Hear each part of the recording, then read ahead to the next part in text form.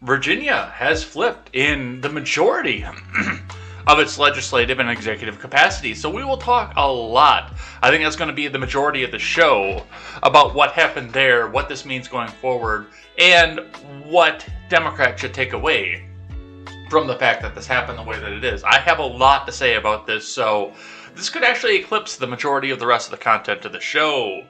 But in other news, the Rittenhouse trial has started again, and I also have a lot to say about that. In fact, I would predict that the majority, of this show is going to be mostly me talking about Virginia, along with New Jersey and Minnesota, but Virginia and the Rittenhouse case. But in case we do get to more stuff here, there is some more stuff that's happening here. Marjorie Taylor Greene racks up $48,000 in fines from mask mandate violations, so we'll talk just a bit about what's going on there. And a man, and this one I will get to today. If we get to nothing else, I will get to this one here. A man killed his daughter's boyfriend for selling her into sex trafficking, because that's one we need to talk about as well. It is going to be all this and more. Let's go, Brandon. I'm Jay Edgar, and this is Contemporary.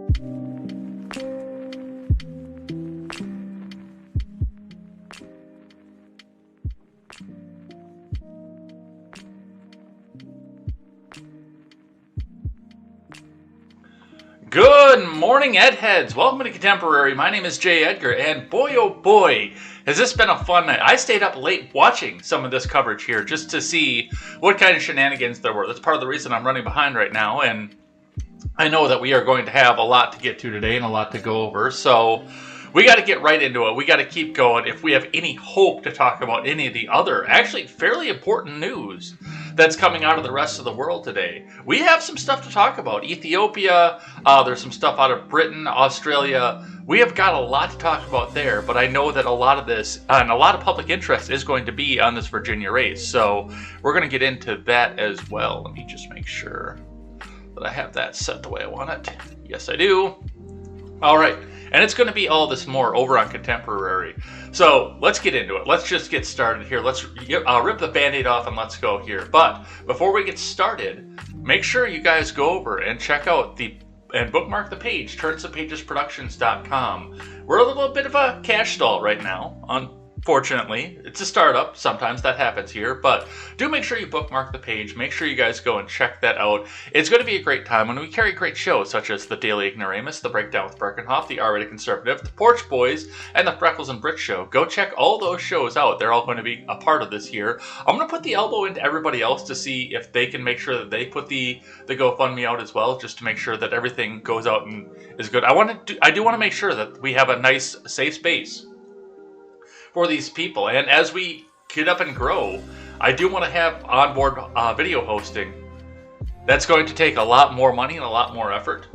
I understand that, but I want everybody to have a place where they don't have to worry about getting banned by YouTube, DLive, Twitch, etc. I want you guys to be able to go to the website and see it as well, just in case the worst happens, especially with Stephen Ignoramus and the R-Rated Conservative, because they are the spice to our channel, and our overlords over at YouTube and Twitch don't seem to like that very much.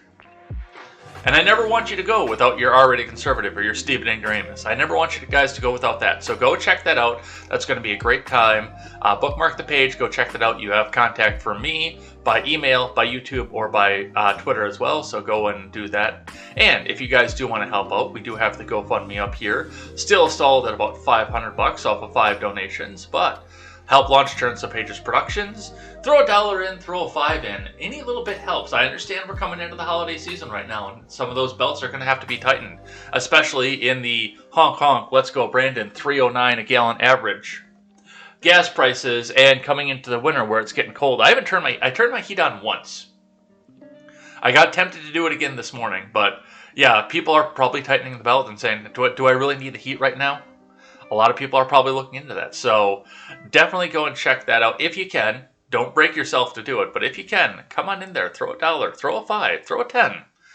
You don't have to throw a $300 like one of our big donors did. But, throw a couple bucks here and there. That would be really, really helpful and really, really, really awesome. All right, let's get into the finance here. Let's get the live chat up so I can see what you guys are doing. We will fly through the finance as much as we can here. On the Dow closed above 36,000 for the first time in history. That's almost 10 years late, but, who's counting? That's when they first started predicting we'd see a 36,000 Dow. I think it was 20 years, actually. 20 years ago. But it did it. It's finally there. 36,000 on the Dow. That is up 0.39% from yesterday. Moving on, looking in at your Bitcoin. Your Bitcoin is at 63,167 US dollars and 90 US cents. That is a slight uptick over yesterday. Just kind of holding steady throughout the 60s range. I don't think, it's November now at this point. I don't think we're going to get to 6 figures on the Bitcoin yet. Which, some of that is because people have started to look at this and say, okay, I think Bitcoin might glow a little bit too, so maybe we shouldn't. Maybe we shouldn't go into looking at this, but there are other ends to that as well. Your scrap metal prices. Copper is up, steel is up, aluminum is up. So we're going into a big industrial push once again, it looks like. All copper plays except for brass. Brass proper are up. Brass shells are up. Light iron is down. Number one steel is down. Cast iron is up. Rotors are down. Complete car is up. Shreddable steel is up. Stainless steel is up. Aluminum is about halfway as well. Siding is up. Aluminum copper fin is up. Radiators are down. Cans are down. Sheet aluminum is up. Sheet aluminum is down. Rims are up. And then we look into electric motors are down. Ballasts are up. Lead is up. Car and truck batteries are down. Catalytic converters are split half and half across each other. Some are up, some are down. And that's where we're coming in out of the metals. All right, let's see what IBD has to say.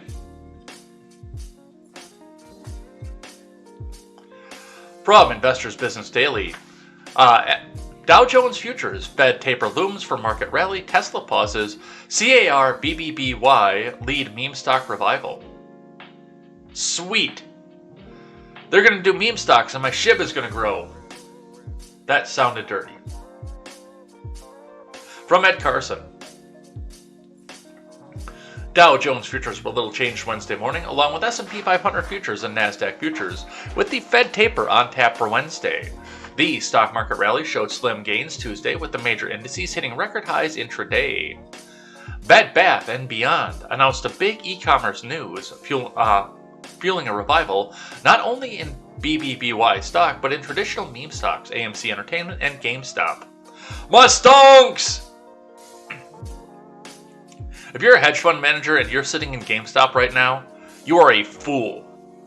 Because the meme stockers are going to come out here and they're going to come out and they're going to make you suffer once again. They hate the fact that billionaires control everything, whether they be left meme stockers or right meme stockers. Well, some of the left meme stockers say, oh no, MSNBC told me that this is going to be bad and the people who are meme stocking are evil. And they just sit down and say, yes, MSNBC, feed more information into my brain. I don't want to think. Thinking is hard. Although, that also describes your average Fox News viewer too, so. Digital Turbines and Caesars Entertainment were notable after-hours earnings. Tesla stock retreated modestly after Tesla CEO Elon Musk tweeted that Hertz order for 100,000 Model 3 EVs is not signed. Ooh. Meanwhile, Hertz rental car rival Avis skyrocketed Tuesday with strong earnings, sent a short squeeze into overdrive, but CAR stock parked well off of intraday highs. Bed Bath & Beyond skyrocketed as the housewares retailer will truly go beyond with an e-commerce pact with grocery giant Kroger. Bed Bath & Beyond said that after the close, it'll launch a digital marketplace that will sell third-party goods, including from Kroger. Bed Bath & Beyond also said its BBBY stock buyback was ahead of schedule. Bed Bath & Beyond stock erupted for a 66% gain in pre-market trade, off overnight highs fueled by likely heavy short covering. Bed Bath & Beyond was one of the original meme stocks earlier this year, and Reddit investors were buzzing about BBBY stock late Tuesday. Kroger stock rose slightly. Meanwhile, AMC rose 5% and GameStop popped 4% early Wednesday, as Bed Bath & Beyond spurred a broader meme stock revival. AMC and GME stock arguably could be flashing aggressive entries from various trend lines, but are off overnight highs. And as I said, if AMC was smart, sitting into this, because some of the beam it into your house popularity has started to pop up, if AMC was smart right now, they would start going into a streaming service of their own. Hey, you want to see the latest movies? Here, pay us $10 plus whatever the fee is. Or here's a free app that we can give you. Pay us $10. They would make a pay-per-view at this point if they were smart. I don't know if they have the smarts to do that, but they would make a pay-per-view if they were smart. And they'd have the handle on everything other than Disney. Because Disney already got smart and they already started doing this.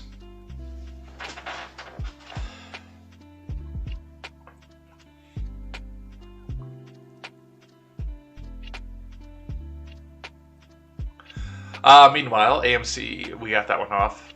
On the earnings, APPS stock, Caesars, Solar Edge, Sprout Social, and new IPO Freshworks reported earnings after the close. Digital Turbine, Caesars stock, Sprout Social, and Freshworks all closed nearby areas ahead of earnings. SPT led Leibt 9% overnight. Wow. This is going to be a long show if I can't read. Signaling an aggressive entry off a trend line in 50 days, Sprout Social beat views and announced an integration with WhatsApp, the messaging app owned by Meta Platforms. Make everything Trump again. Caesars fell modestly amid an earnings miss after initially plunging late. Caesars stock is trying to hold its 50-day line and an older buy point. APPS stock fell solidly after Digital Turbine beat views but gave only inline EPS guidance. Freshworks tumbled despite beating views as Freshworks pointed to a wider than expected Q4 loss. SEDG stock retreated modestly as the solar firm missed on revenue. On the reconciliation, Pelosi said she hoped to have the text of the reconciliation bill done Tuesday night. The latest word is that the package will include a 5-year retroactive hike in SALT deductions, effectively giving a big tax cut to well-off blue state voters. We'll be talking about that later off. The legislation will also include drug prices, controls, and possibly a blow to pharma and biotech names. The goal is to have at least the House vote on the partisan reconciliation bill and bipartisan infrastructure package this week, but that could slip if Pelosi can't find 218 votes necessary. Over in the Senate, it's unclear if all 50 Democrats will be on board. Bernie Sanders said he opposed the 5-year SALT break. Dude, why does it matter? Manchin already said, fuck you. This is all done. It's over. It is over right now. Unless you can get all your progressives on board for the hard infrastructure bill, which I don't think is going to be likely without the $3.5 trillion sitting out there. And they're not going to accept $1.75 trillion. They're not going to accept that. Your legislative agenda for this term is over. It's done. Good job. Nice try. But you tried to do too much too fast, and we will be talking about this when we talk about the Youngkin race too. So, and then the Fed taper is coming up. We know what's going on with that. The 10-year yield fell 3 points to 1.55% on Tuesday, trending lower since late October. On the futures, Dow futures dipped 0.1% versus fair value. S&P 500 futures edged lower. NASDAQ 100 futures rose 0.2%. Crude oil futures sank 2% overnight following higher than expected U.S. crude inventories. Copper prices climbed more than 1%. And remember, overnight action in Dow futures and elsewhere doesn't necessarily translate into actual trading in the next regular stock market session.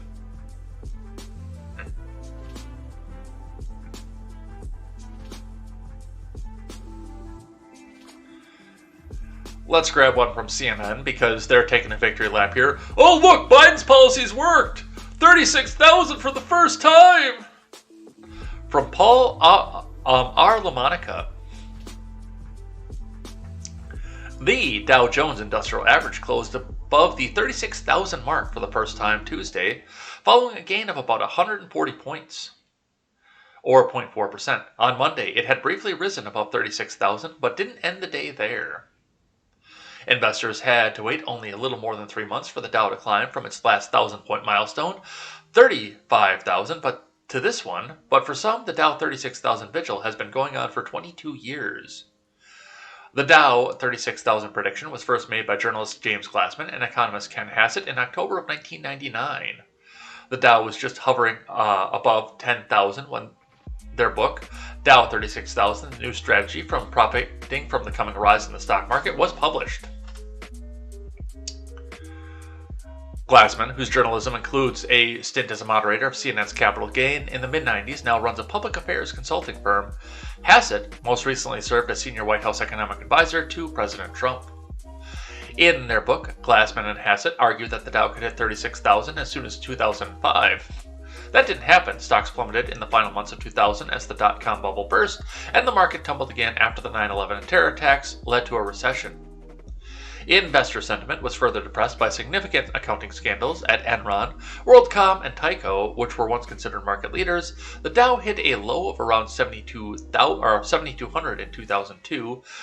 The first two companies.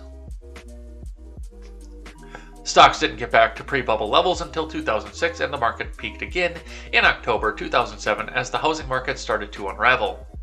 So, that's where they're saying off of this here, but there were other things that went along with that. And for these two people to come out in 1999 and say, yes, 36,000 as soon as 2005 was incredibly optimistic, given the fact that the economic crash of 2008, by all records, by all means, should have happened in 2002 or 2003. But, once you started getting that sweet, sweet combat pay coming home, and people could go out and, of course, the markets tell you, well, go out and buy yourself a new car and a new house and a bunch of jewelry and stuff that you can't afford. Otherwise, the terrorists win. That held us up until 2008 when the stress of people buying stuff that they couldn't afford, plus everything else that we saw with the dot-com bubble burst and the unrequited housing market, that gave us the crash of 2008 that was supposed to happen earlier on. So, yeah, it was incredibly optimistic to say 04, 05 for 36,000. No, that... even the war in Iraq couldn't save us for that and the combat pay for that. But that's what we see out of that. Let's get in and let's talk about Virginia. We're going to start with the Daily Wire today. Got a little bit of video here because Biden looks like he's crushed. But let's read first. Republican Glenn Youngkin wins governor's race in Virginia, experts project. And this is from late last night. Porch Boys was still on when this article popped from Ryan Saavedra. Multiple election experts projected on Tuesday night that Republican Glenn Youngkin beat Democrat Terry McAuliffe in Virginia's governor race in what many critics say is a backlash to far-left Democrat policies. Dave Wasserman of the nonpartisan Cook Political Report and Decision Desk, nonpartisan, okay, have called the race for Youngkin, who is currently leading 55% to McAuliffe's 44.3%, with 63% reporting. Business Insider also called the race for Youngkin. Wasserman says, I've seen enough. Youngkin defeats McAuliffe in the Virginia governor's race. Decision Desk HQ projects Glenn Youngkin as the winner. Other major outlets say the race is still too close to call. Yeah, that was them saying a prayer to whatever pagan god they believe in. when they came out and said, "No, it's still too close to call. Please, just do something. Hillary, please, save us, save us."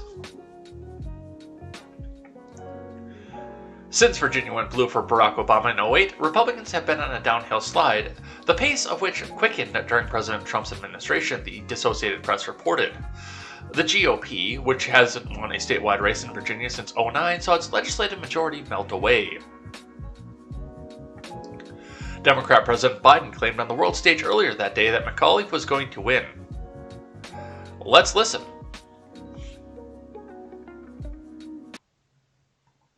We're going to win. I think we're going to win in Virginia. And you know, you're reporting it being close. He does. We're going to win. He thinks that makes him sound like a mobster tough guy. We're going to win. He gets down to the microphone the way that I only do when we read from NPR. Close. The race is very close. It's about who shows up, who turns out. And granted, I did win by a large margin. But the point of the matter is that I think that this is going to be, we all knew from the beginning, it's going to be a tight race. And it is tight. And it's going to get down to turnout. And it's going to, my guess is I'm going to be landing at 1 o'clock in the morning East Coast time. That's probably about the time we'll be hearing what the final results are. I think we're going to win New Jersey as well. And we'll talk about New Jersey too, by the way, because that's another one for us to focus on off of here. And this is a breaking news story. Refresh the page for updates. So that's where we go off of that. And yeah, it does look like it's over. Reading in from CBS then. 2021 election results. CBS News projects Glenn Youngkin wins Virginia's governor race. CBS News projected that Glenn Youngkin won the governor's race against former Governor Terry McAuliffe in Virginia, a state President Biden won by 10 points in 2020. In New Jersey, there were still a number of Democratic counties that had not yet reported their results as of 11:30 p.m., but incumbent Governor Phil Murphy had not yet locked down what was expected to be a relatively easy win over Republican Jack Ciattarelli. McAuliffe campaigned on national issues, abortion and voting rights, while Youngkin zeroed in on local issues, hitting McAuliffe hard on education and the economy. Youngkin said in his victory speech that Virginians had arrived at a defining moment. "Together, we will change the trajectory of this Commonwealth," he said. "And friends, we are going to start the transformation on day one. There's no time to waste. Our kids can't wait. We work in real people time, not government time. So on day one, we're going to work. We're going to restore excellence in our schools." Is that what we're seeing off of this? Is the victory speech? Let's look. No, we're seeing an advertisement. Noise canceling.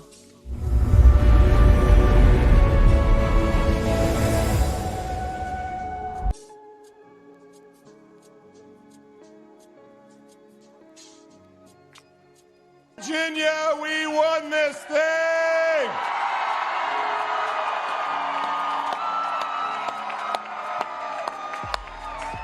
How much fun? How much fun? First of all, thank you all for waiting a few minutes longer than we thought to. Breakfast will be served shortly. Amazing. God. Well, first, let me thank Suzanne. Just, oh.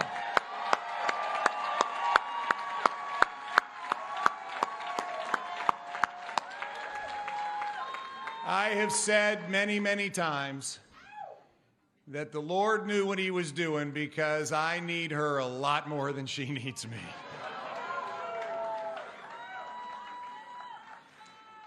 When I told you on that fateful Friday afternoon that a conviction had come over my heart to go serve Virginians, you did respond. You responded with grace. You responded with support. You responded with unconditional love. Thank you. Thank you. I also have to thank my amazing kids, because I'm not sure that they were all on board at the beginning. So, guys, I want to thank you, Grant, Anna, John, Thomas. John, thank you over in Dublin. I love you guys. I love you guys.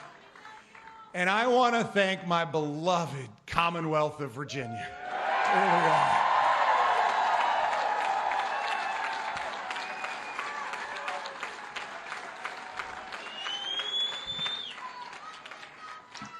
My fellow Virginians.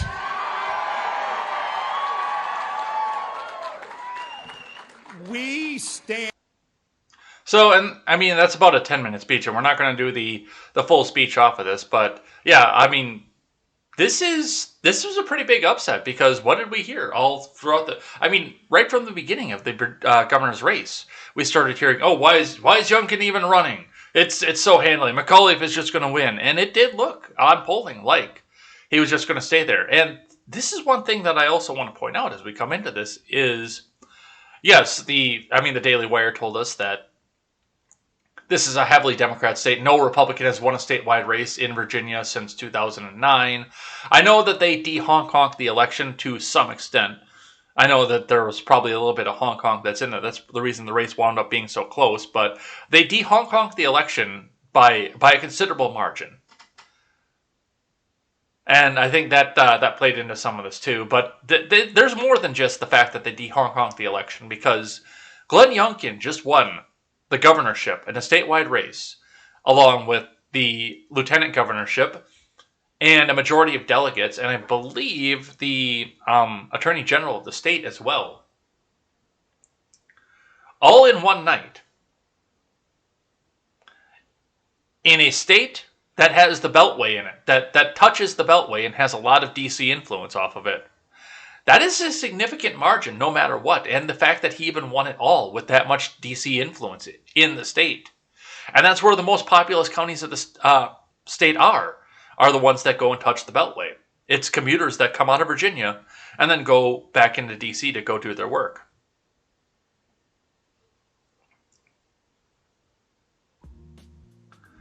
Let's see. Exit polls indicated that just over half of voters said parents should have a lot of say in what is taught to their child's school in the final weeks of the campaign. Youngkin capitalized on McAuliffe's response during the debate whether parents should be able to opt their children out of reading certain books if they disapprove of the content.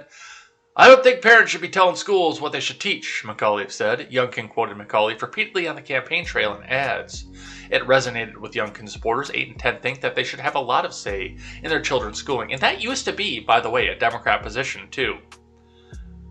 That's part of the reason the school boards are all, for the most part, leftist, is because they kept beating the line of, oh, no, we think that you should have total say in your child's school. But, just tell us what it is that you want to hear. You don't have to worry about coming to the school board meeting or anything else. Just tell us what it is in the grocery store or something else off the record, and we will make sure to have it. No. We know that you work. We know that you're busy. No, just trust us. I could probably hit the transition button and bring my camera back over here. And that's where we go. Democrats could at least count on victories in heavy blue New York City and Boston, although a Democrat had been guaranteed to win in Boston since both candidates on the ballot were Democrats. The Associated Press projected Michelle Wu won in Boston, making her first Asian American and first woman to lead the city. In New York, Democrat Eric Adams gave a heartfelt victory speech proclaiming, "I am you," as he said, "I want you to believe again. Let's bring this city back."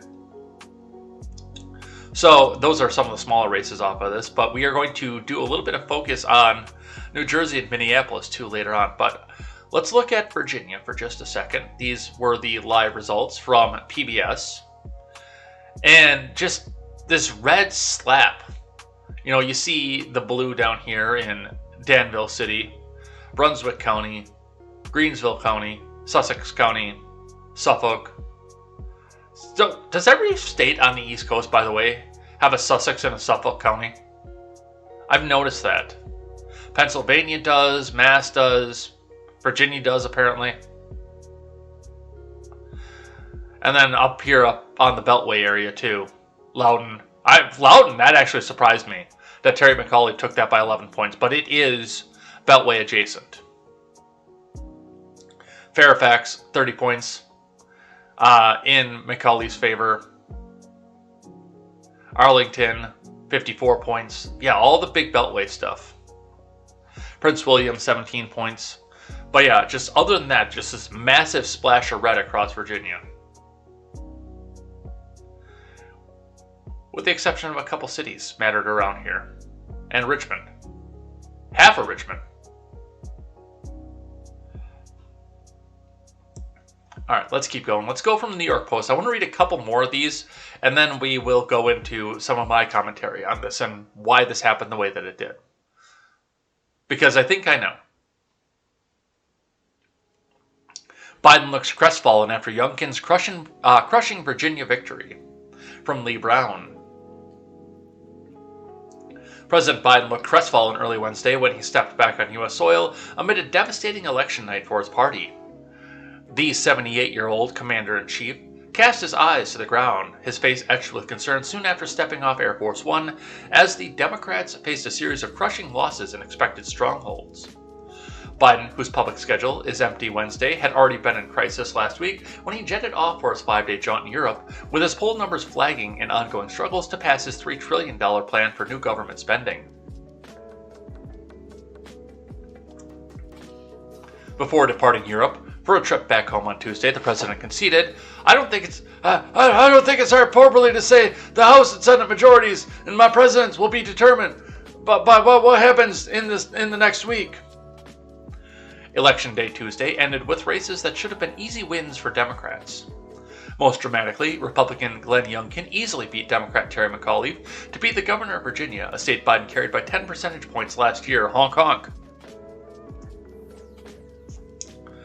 The conservative comeback is here, former Vice President Mike Pence tweeted late Tuesday as he congratulated Youngkin for his huge victory.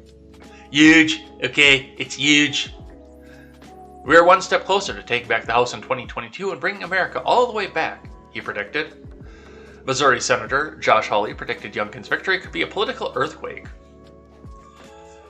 Gubernatorial election results hung in the balances early Wednesday in New Jersey, a state Biden carried by 16 points a year ago. We'll be talking about that.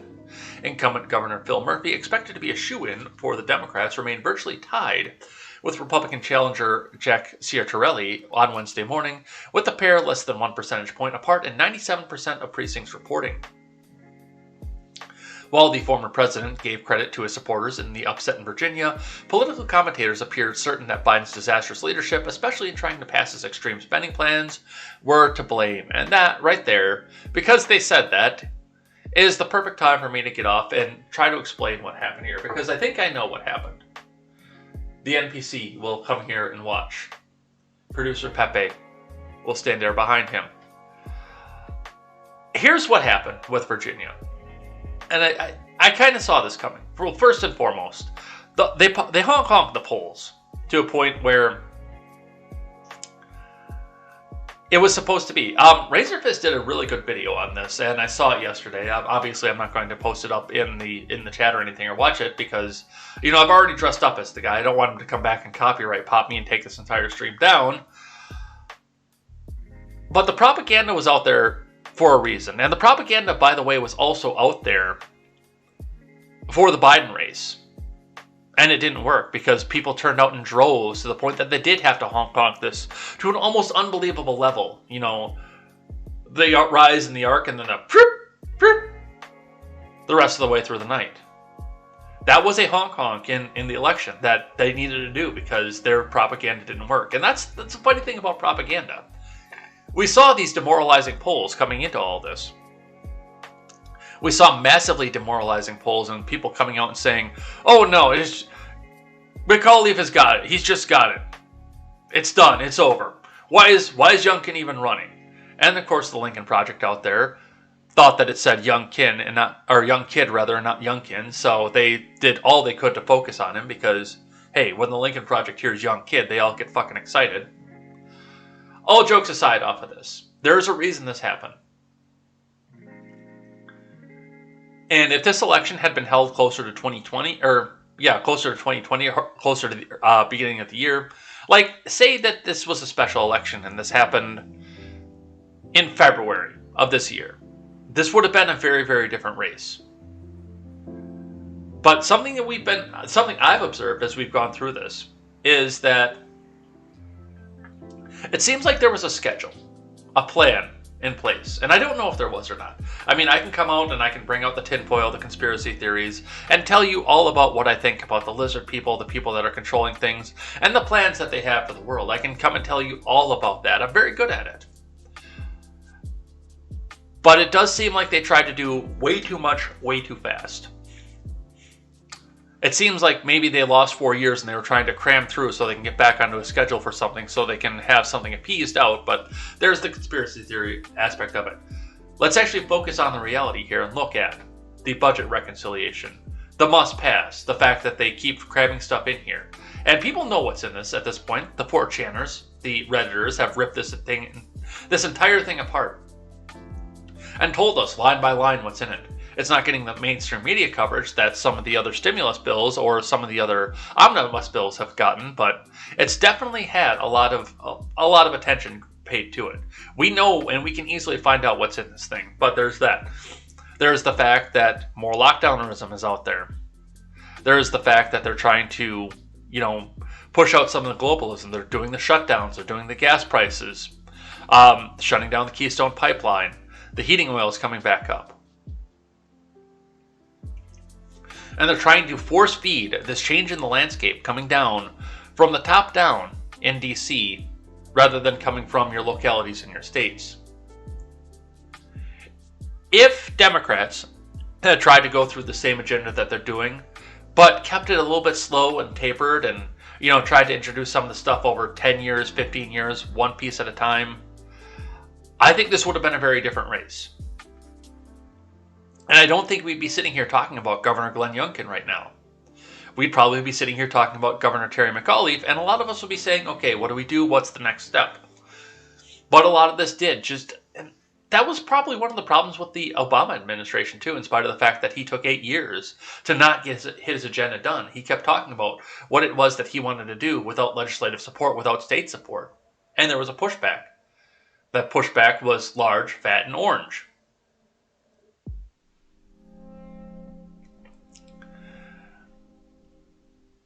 If I was a Democrat strategist right now, I'd be sitting down with top Democrats, Nancy Pelosi, Chuck Schumer, whoever's controlling President Biden, because it's not him, but I would be sitting down with these people and saying, okay, I think the people generally like your agenda because they like free stuff, but we gotta taper that back. We gotta pull that shit back. We gotta extend our timeline. We've got to do something else here. I bet you if we take this in little increments, a little crumb here, a little crumb there, a little crumb here, a little crumb there, we can get people on board with this. But this legitimately looks like tyranny right now. You just, Nancy, no, I know. Put your wine glass down, Nancy. No, don't throw your wine glass at me, Nancy. Just slow it down a little bit. Easy. Go with the flow.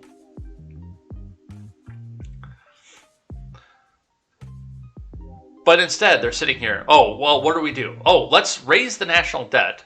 Let's raise the ceiling off of this here, and let's throw $3.5 trillion plus another $1.5 trillion at all the problems we have. Let's make $5 trillion of new spending right away, right now, and that will be the crux of our agenda. That's the big one here, and then on top of this here, the attempted federal takeover of school boards. The McAuliffe coming out and saying, no, we will let the school boards decide because parents don't need to be deciding what's going on with their kids. Seeing some of the books coming out here, I think the coronavirus, honestly, is another big part of the reason that this happened. Not necessarily the lockdownerism, but some of that is involved with this as well. But the fact that kids had to go with Zoom class now, that they had to be taught at home, that they had to do remote learning. And a lot of these parents were seeing their kids' homework for the first time. The coronavirus pushed parents to learn what was going on in their kids' lives, whereas in the 80s and 90s, my parents were attentive to what was going on in mine and my sister's lives, but I looked around the small little town that we grew up in, and I see that they were in the minority of that. And even the small town I went to high school in, too. They were in the minority of that. For the most part, our high school was a babysitting service for people my age, so their parents could both go off to work.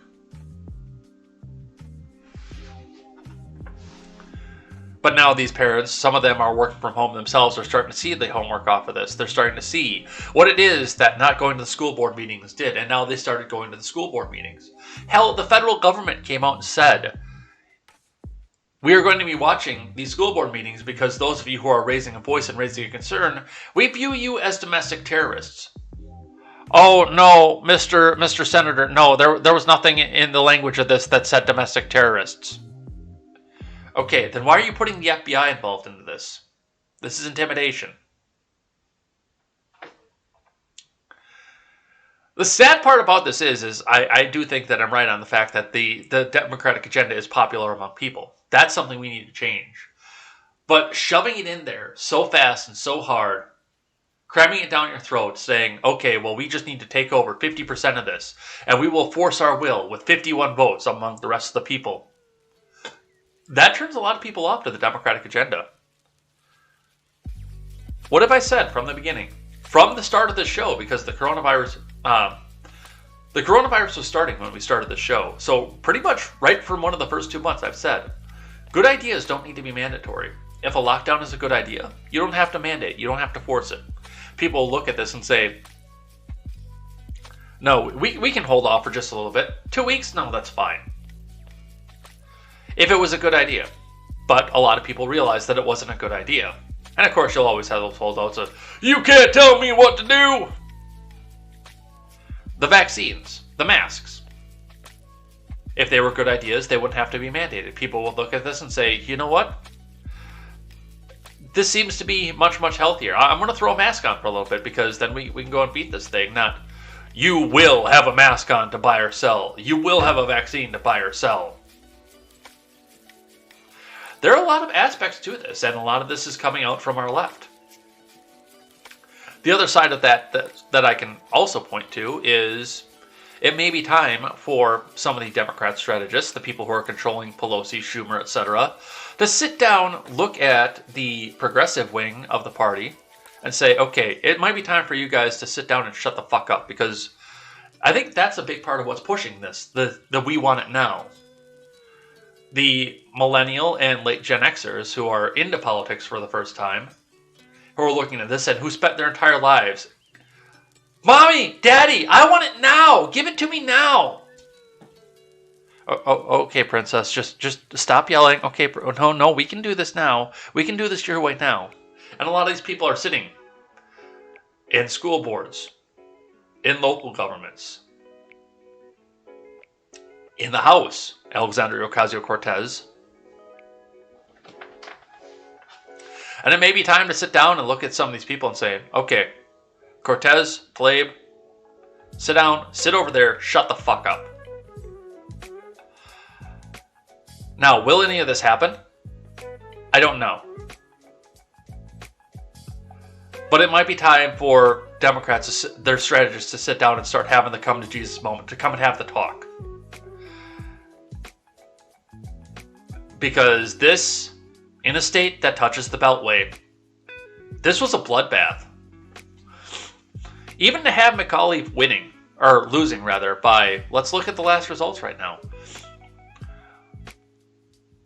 Under 2 points. Even with that little bit of a margin. No, over 2 points. 2.03 points.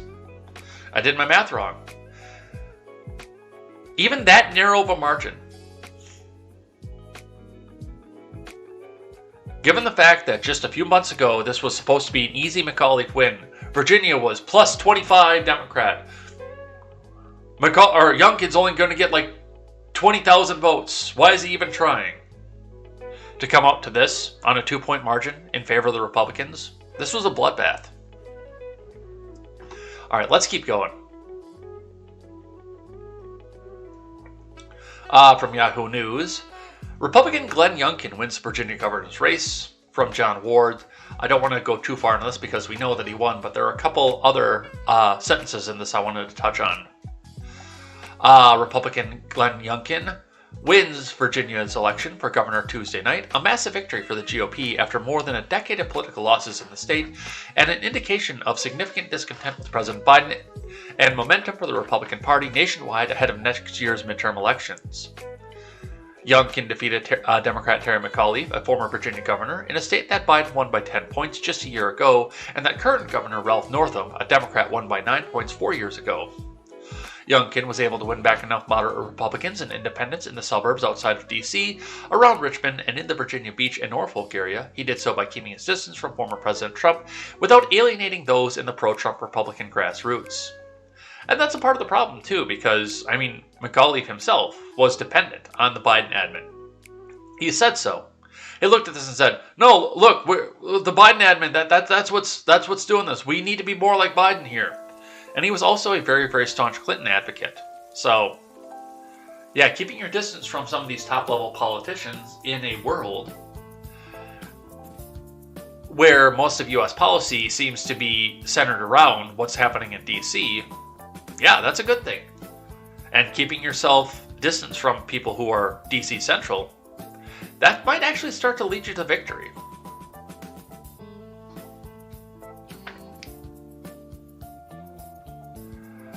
The result has huge national implications. Republicans appear to be on track to retake control of the House a year from now, and possibly the Senate, just as Democrat win in Virginia 2017 foreshadowed a historic victory for the party in the 2018 midterms. That means the clock is now ticking for Democrats on Capitol Hill to make use of their likely limited time in power. Cope and seethe harder. Another one for the Daily Wire. It's a bloodbath. GOP wins Virginia's governorship. AG, I was right, it was the AG, lieutenant governorship leads the House of Delegates. From Ryan Saavedra. The Republican Party dominated the blue state of Virginia, where Democrat President Joe Biden won by just 10 points last year, as backlash builds to Biden's numerous crises and the far-left Democrat policies. The biggest news of the night was that Republican gubernatorial candidate Glenn Youngkin defeated Terry McAuliffe, who previously served as the state's governor, with numerous publications calling the race during the early hours of the morning on Wednesday. Youngkin focused heavily on education and problems with the local school boards during his campaign.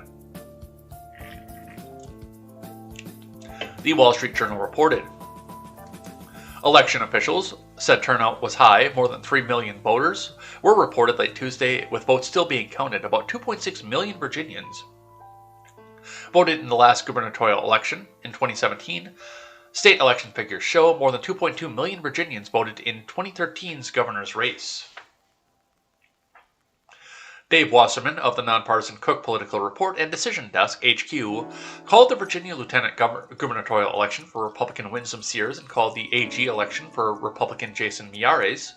Other major publications have said that the races were too close to call during the early morning hours of Wednesday. However, the Virginia Public Access Project called both races for Republican candidates. The results from the 3 statewide races could not be overstated, given the Republican Party's recent history in statewide races in Virginia. Since Virginia went blue for Barack Obama in 2008, Republicans have been on a downhill slide, the pace of which had quickened during President Trump's administration, the Associated Press reported. The GOP, which hasn't won a statewide race in Virginia since 2009, saw its legislative majority melt away. Virginia Public Access Project projected that Republicans would end up winning the majority of the House delegates by 1 seat. Chesterfield reports in-person early vote tally, which was enough to call 4 House races. The group said, "We project Del La Shrex Aird of Petersburg will lose her seat, giving the House GOP +6 and a 1-seat majority in the House of Delegates." Wasserman weighed in on the situation involving the House of Delegates, writing, "As if tonight couldn't get worse for Dems, Republicans appear to have taken control of the VA House of Delegates by a single seat." During an interview with MSDNC, leftist political analyst Larry Sabato called the results from the election a bloodbath for Democrats. The story is, I'm not going to call it a blowout because we don't have the final numbers, but I will tell you somebody in high up McAuliffe's camp who was there with McAuliffe put it this way to me an hour ago. "It's a bloodbath," Sabato said, and so far everything we've seen pretty much falls along that line. McAuliffe refused to concede on Tuesday night, claiming the race was not over. Folks, not everything is counted, and we're still waiting for a lot of votes to come in, he claimed, and we want to ensure every Virginian's voice is heard. So he's taking the Stacey Abrams route, I see.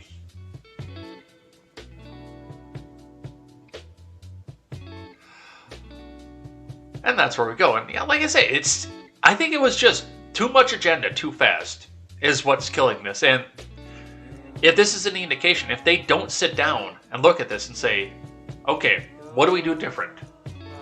This is going to be a blowout in 2022, coming up in November. Honk honk, of course. Honk honk aside. Bad news for Macaulay. Huge majority of exit poll respondents think parents should have a significant say in school curriculum, from Leon Wolf. As the final hours of voting wind down in Virginia, the initial round of exit polling contains at least one piece of ominous news for Democratic candidate Terry McAuliffe. According to NBC News exit poll, an overwhelming majority of Virginia voters believe that parents should have a lot, 53%, or some say in their school's curriculum.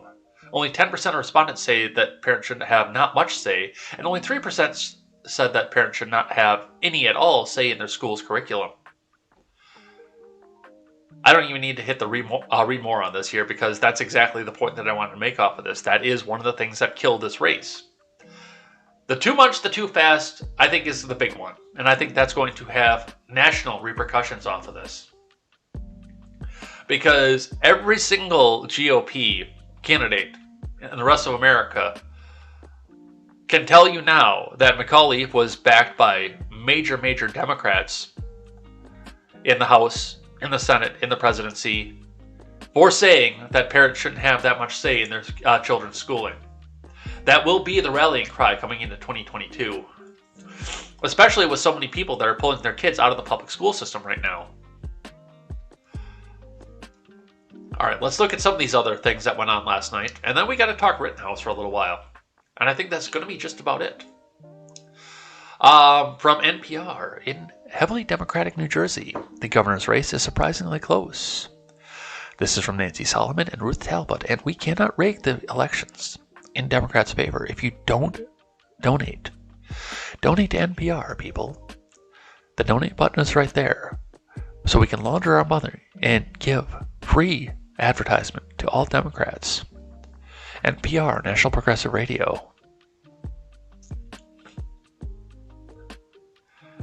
While Democrats were bracing for an upset in Virginia, perhaps the biggest shock out of Tuesday's election was a tight race for governor of deep blue New Jersey.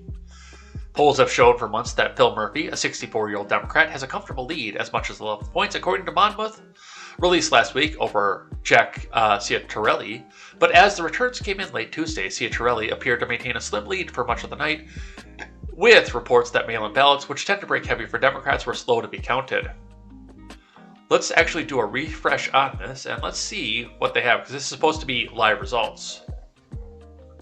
As of right now, I mean, we're within recount territory.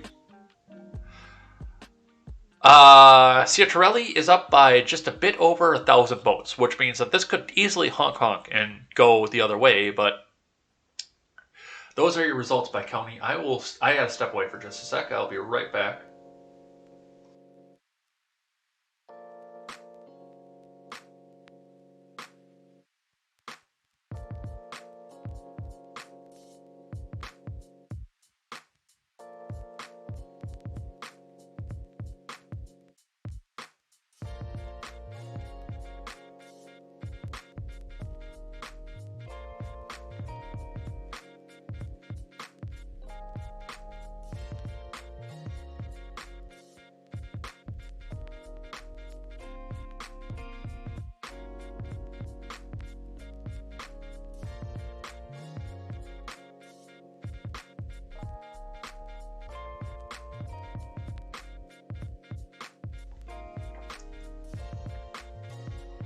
I thought we were done with the pollen for the year. I guess we're not.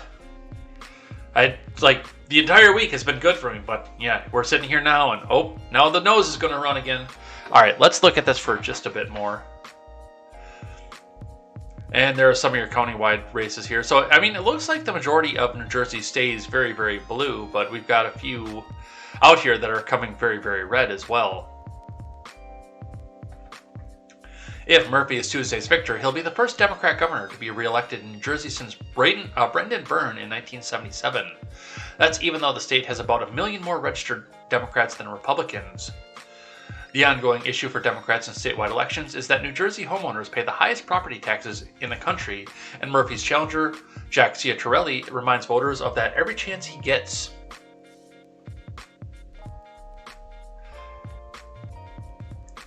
Ciattarelli, 59, is a business owner and a former member of the New Jersey legislature. He calls Murphy a tax and spend liberal. If elected, he says he'll cut taxes. What is unusual this time around is that Murphy makes no bones about New Jersey being a high-tax state. Instead of promising to cut them, Murphy told member station WNYC that residents get good value for their high taxes. Really? That means the best public schools in America. It means the best healthcare systems in America. It means location second to none that we need to invest aggressively in. Dude. If your state was featured in Jersey Shore, I would not tout my public education system. And I realized that was an extreme case of extreme amount of level of people in the Jersey Shore area, and that doesn't represent Jersey on the whole. But dude, that is what the majority of the country thinks of when they see Jersey. And all the jokes that Ted Mosby said on How I Met Your Mother about how much he hated New Jersey.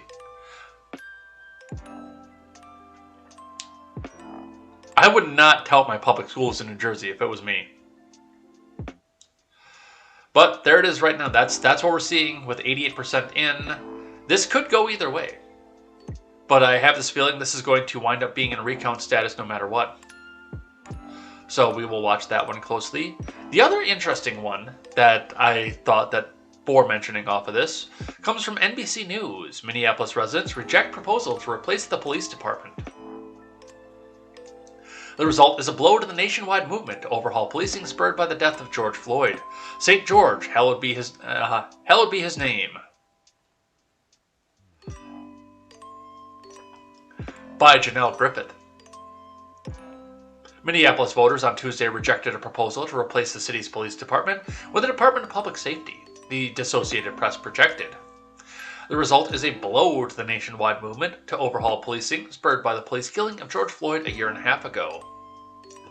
That's the other thing when I say Democrat agenda that's getting pushed too hard too fast. Because remember, these people are all in favor of national police. The Capitol Police, who, for whatever reason, have field offices in Florida and California. The FBI, they're all in favor of these people because they work for the good Democrats in Congress. But your local yokel? No.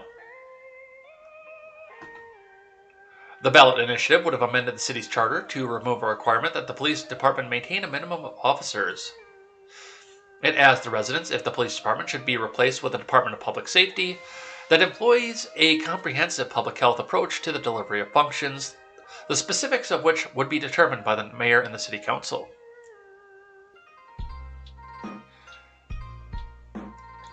Supporters said the measure would reduce the role of armed police officers in calls involving homeless people, mental health issues, and substance use, though they would still be a part of the new department and would respond to violent crime. Opponents of the measure criticized the ballot language for saying that the new department could include licensed police officers, if necessary to fulfill its public safety responsibilities at a time when the city has recorded most homicides since the 90s. Many also took issue with the vague wording of the measure and its newness. Layli Fatihi, the campaign manager for all of Minneapolis, which opposed the measure, said voters made clear that they want a planned approach to making changes to policing in the city that includes serious consultation with communities most impacted by violence, crime, and over-policing. She added that the attention now shifts to holding police accountable. Oddly enough, NBC doesn't give you the numbers. So let's see if we can actually find that.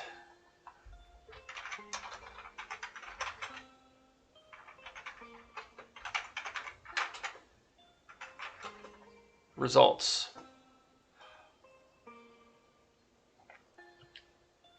I can't do the New York Times. Let's see if this one will do it. Because yes, NBC doesn't want you to know the numbers. I guarantee you that.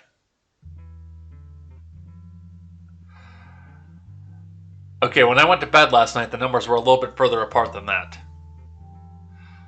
But this is also showing 80% counted instead of 100%. So this is from Fox 9. At 80% counted, we are at 56% no, don't change it, and 44% yes. So yes, this one got very, very handily defeated. Now it's 56-44 again with 100% of precincts reporting. Yeah, no, they don't want this. And from the beginning, and I understand the idea of reforming police. I do. But see, Soccer Mom America doesn't. Yes, all these people downtown who've been hassled, who've been jailed, who can't actually vote, or shouldn't be voting, I should say, they all want to see the police reformed. I want to see the police reformed because there are too many laws, obviously, as well, but, there's the qualified immunity thing, there's the fact that the people have to be afraid of the police if they're sitting in a situation where the policeman has the gun and they don't. There's a lot of things that go on to why I think police need to be reformed. But Soccer Mom America doesn't see it that way. They want their kids to be safe. They want their kids to be able to go out and look at this and say, oh, look, go talk to the friendly policeman, okay? Oh, look, the nice friendly policeman. Oh, I want to be able to have somebody come out here and take care of the scary raccoon when I call in and I hear a noise outside my house. And that's what's holding this up. A libertarian society would be fine, but the majority of America can't live in that. They don't have the resources, the responsibility inherent to themselves. They need a mommy and daddy government to do so.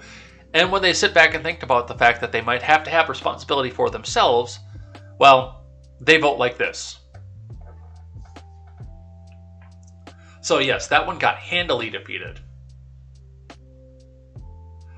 Now we'll see where that goes from there. All right, let's talk Rittenhouse. We've talked about election night enough, and I do want to make sure that we talk a little bit about this here. I think that's actually going to wind up being it. I think that's all we're going to be able to do, unfortunately.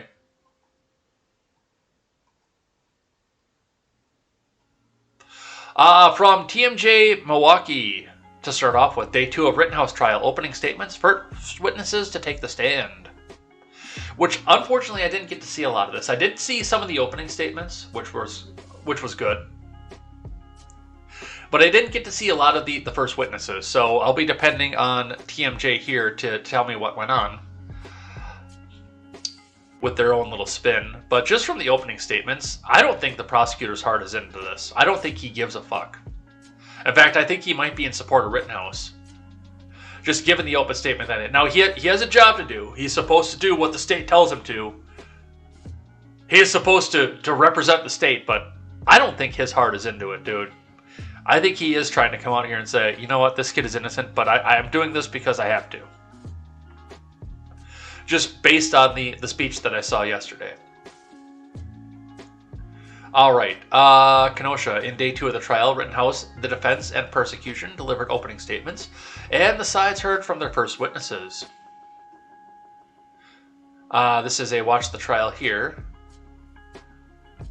Before the jury entered the courtroom Tuesday morning, the defense team asked Judge Bruce Schrader for an update on the motion to drop the gun charge against Kyle Rittenhouse, claiming there is a loophole for 17-year-olds. Judge Schrader said that he ultimately wasn't ready to rule on that yet. After a few more procedural legal discussions, the jury was sworn in and received instructions from the judge. You're to decide this case solely on the evidence offered and received at this trial, he told the 20 jurors inside the courtroom. The state presented an opening statement first, acknowledging that hundreds of people experienced or took part in the protests and unrest in Kenosha, but Rittenhouse, they say, set himself apart with his actions. Out of the hundreds of people that came to Kenosha during that week, the hundreds of people that were out in the streets that week, the evidence will show that the only person who killed anyone was the defendant, Kyle Rittenhouse, said Kenosha County Assistant District Attorney Thomas Binger, whom I have met, unfortunately, while he pointed across the courtroom towards Rittenhouse. The defense began to prepare begin its own opening statement, but the state objected to a plan by Rittenhouse's legal team to show the court dozens of photos and videos. The state told the judge it was unusual, it wouldn't take too long, and that an opening statement should be a summary of the evidence, not the evidence itself. But Schrader allowed it, saying the photos and videos appear to be relevant and authentic.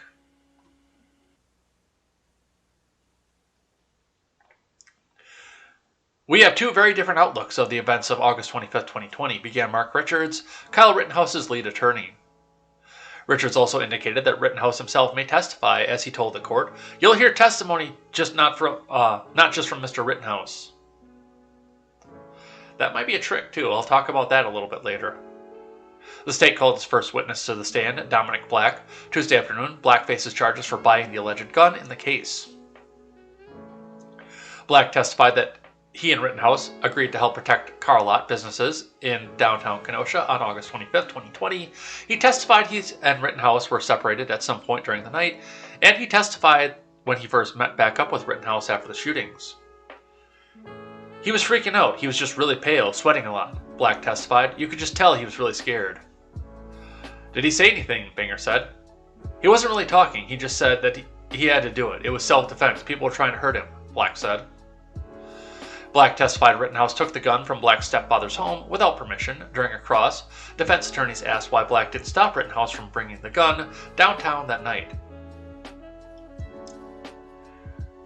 He walks out of the house with an AR-15 and you don't say boo, correct? Defense attorney Mark Richards said. I didn't say anything, correct? Black replied. If you want to object, you could have said something to Kyle, Richards said. Yes, I could have, Black responded. Prosecutors called two more witnesses to the stand after Black, including an FBI agent and a social media influencer who lives in Kenosha. During an opening statement, defense attorneys alluded to the fact that Rittenhouse himself may take to the witness stand during the trial, which is expected to last 2 weeks.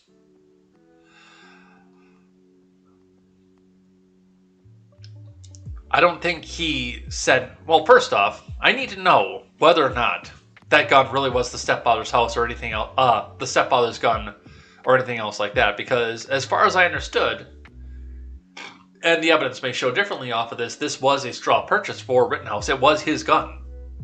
He gave Black the money. Black went out and bought it and walked down the road with it. But I want to talk just a bit about some of the things. First off, the fact that Rittenhouse may take the stand. Kyle Rittenhouse should not take the stand. And if he does, that will be a foolish move for the defense. That will be a stupid move. The prosecution cannot call him because he has the Fifth Amendment right against self-incrimination, which he should use, by the way, because the defense can come back out here and lead him and rip him the fuck apart. But one of the things that I noted off of this when I looked at this is the fact that, I mean, there could be a strategy to this as well. Binger is looking over at this and saying, okay, well, I've got all these witnesses here that I can ask questions of and cross and, paint the picture of what I want to see coming off of this. I can paint the picture off of this, but I can get up here and I can cross Kyle Rittenhouse. And he's probably sitting out here furiously scribbling notes after everything else that everybody says on the defense side, thinking, okay, these are the questions I'm going to ask. This is what I'm going to do. This is why we're going to take this. Yes, I get to cross-examine Kyle Rittenhouse. Yes. And I'm thinking down the road that little Kyle's not going to take the stand after all. But this is what Binger's going to be focused on off of this. I think it's a psyop, to be completely honest.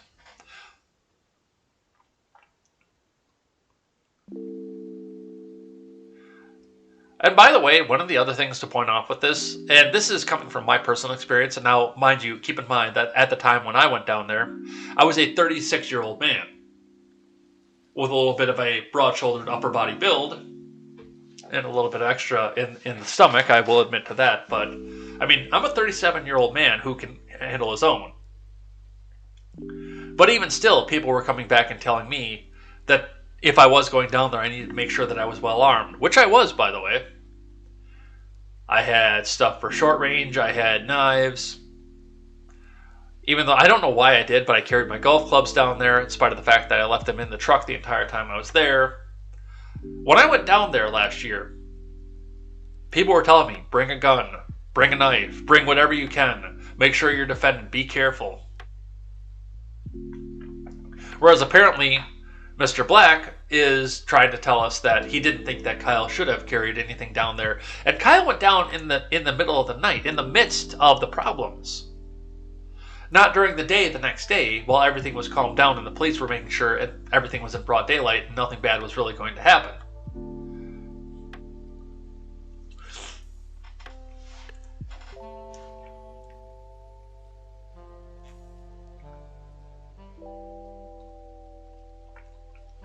But that's what we see off of that. From WKOW.com, prosecutor says Rittenhouse instigated Kenosha bloodshed. From the Associated Press. A persecutor says Rittenhouse instigated the confrontation that led him to shoot 3 people in the streets of Kenosha, Wisconsin during a turbulent protest against racial justice. We might actually see, how long is this? Prosecutors are making their case against Kyle Rittenhouse. He's the teenager who shot and killed 2 protesters in Kenosha last year. Good evening, I'm George Smith. And I'm Amber Noggle. Earlier today, attorneys on both sides gave opening statements, and the first witnesses began taking the stand. Prosecutors maintain Rittenhouse instigated the shootings, but Rittenhouse's attorney says his client acted in self-defense after one of the men dove for his gun and others attacked him. Rittenhouse's friend, Dominic Black, was the state's first witness. He says Rittenhouse called him after the shootings. What observations, if any, did you make about the defendant when you saw him? He was freaking out. He was really scared. He was pale, sweating a lot. You could tell he was just scared. Did he say anything? He wasn't really talking. He just said he had to do it. It was self-defense. People are trying to hurt him. Black is charged with felonies for buying Rittenhouse the gun he used in the shootings. He said no promises have been made to avoid prison time if he cooperates with the prosecution. So that actually, because it seemed like when we looked at the TMJ article, it seemed like it was the stepfather's gun. But now Black is also facing felonies for buying the gun for Rittenhouse, implying that's Rittenhouse's gun. But Rittenhouse's attorney said the client acted in self-defense after one of the men dove for his gun and others kicked him in the face and clubbed him in the head with a skateboard. The 2 accounts came during the opening statements Tuesday at Rittenhouse's murder trial. Rittenhouse, now 18, is charged with killing 2 men and wounding a third with an assault-style rifle during the summer of 2020. He could get life in prison if convicted. He is not going to get convicted for that. He is not going to. There's no way. And one of the things that came out of this, from the stuff that I saw, and interestingly enough, I'm not really surprised at this, none of the mainstream media outlets are covering this. And that is the fact that during the defense's opening statements, in fact, the prosecution had a major objection to this, and we spent 15 minutes listening to the judge and the defense and the prosecution argue as to whether or not it's admissible that Joseph Rosenbaum, the first man shot, the one that threw the bag at Rittenhouse, he was actually up there trying to confront Rittenhouse. But he had also just got out of Freighter, the hospital across the street from the car lot, by the way, the one I showed you on camera. He had just gotten out of Freighter that night on a suicide watch. They put him in, he I guess made a threat that he was going to kill himself. I guess from what I understand, from what I gather, and some of this, because they're saying it's inadmissible, is a little bit of conjecture and a little bit of conjecture is going to be the right word. A little bit of conjecture on my part, just trying to piece this all together. So apparently Rosenbaum went down to, he got put into Freighter for a suicide watch, and he just got out of Freighter. He went back over to his old lady's house. He was not allowed to stay at his old lady's house. There's no confirmation as to why he couldn't stay at his old lady's house, but I'm guessing it's because he probably beat her up and then tried to kill himself in the house, and he got a restraining order put against him. I'm guessing it's going to be the case for that. So he left and he went back downtown where all the action was. I'm willing to bet that he was either hoping that somebody on the BLM side would consider him to be a white supremacist and kill him, or that he was hoping to die by counter-protester because those are the ones that were armed. And yes, I remember from the police reporting that night, there were a lot more than just Rittenhouse that were armed. They were mostly staying in the residential areas. They weren't going down. The fact that Rittenhouse and his friends were defending the car lot in the commercial areas, that was unique to them. Because the majority of people who were arming up and defending homes were defending homes. They were defending residential areas. I remember that. Then they were staying in the residential areas away. So, I mean, the Rittenhouse thing, that was an outlier. But regardless off of that, I'm thinking that Rosenbaum went down there and tried to commit suicide by counter-protester. And an amazing moment. Is this the next one, or do I have to skip down a couple for this one? Yeah, it's the next one off of this. In an amazing moment, the defense attorney screamed out. He was quoting Rosenbaum, saying, "Shoot me," and I'm not going to say the word on YouTube because, you know, Court TV gets away with a lot of leeway. They can put a lot of stuff onto YouTube that I can't. But it was, "Shoot me N-word, shoot me N-word." And it was hard R N-word. And he said it like 7 times on Court TV. I was blown away when I heard it too. I'm like, oh my God, did he just really say that? Wow.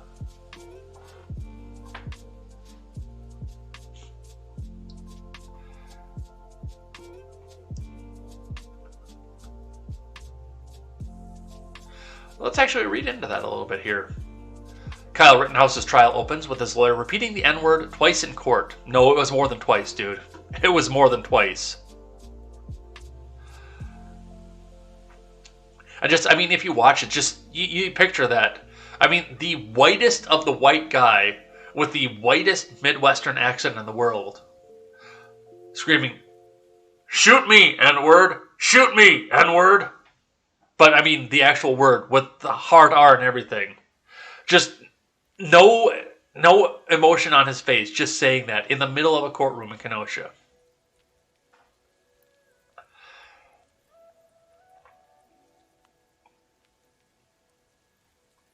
Let's read on. Kyle Rittenhouse's defense attorney repeated the N-word twice in court on Tuesday during opening statements in a trial that will focus on whether the teen was justified in shooting 3 men during racial unrest in Kenosha, Wisconsin last year. Rittenhouse shot and killed 2 men and injured a third after coming into Kenosha the night of August 25th in order to help protect local businesses amid the unrest in response to the police shooting of St. Jacob. Hallowed be his name. He didn't do anything wrong. You have to say that for the YouTube censors. While Assistant Kenosha County DA Thomas Binger argued that his opening statements that Rittenhouse's use of force was unnecessary, Mark Richards, a member of Rittenhouse's defense team, argued that the teen had been forced to defend himself from one of the men he killed, Joseph Rosenbaum. To drive home his point, Richards showed the jury a clip in which depicts Rosenbaum taunting others the night of the death. No, that didn't end with an A when he said it.